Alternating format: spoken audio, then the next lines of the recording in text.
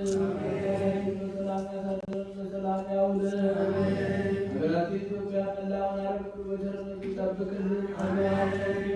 ራቡን፣ ስደቱን፣ ጦርነቱን ከሕዝባችን ከዓለማችን ያስወግድልን። ሰላሙን ሕዝባችን ይመልስልን። በተለያየ ምክንያት ከቤት ንብረታቸው ተፈናቅለው በሰው ሀገር በሰው እጅ የወደቁትን ወገኖቻችን ሁሉ በቸርነቱ ወደ ቤታቸው፣ ወደ ሕይወታቸው፣ ወደ ኑሯቸው ይመልስልን። የታመሙትን በየሆስፒታሉ በየቤታቸው ሆነው ምሕረት የሚሹትን ወለተ ሕይወትን ለቁመተ ሥጋ ያብቃልን። አምላካችን እግዚአብሔር በምሕረቱ ይጎብኝልን።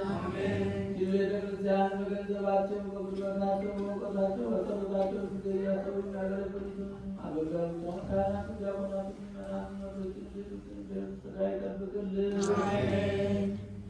ከእመቤታችን ከቅድስት ድንግል ማርያም ከመጥምቀ መለኮት ከቅዱስ ዮሐንስ ረድኤት በረከት ያሳድርብን። አቡነ ዘበሰማያት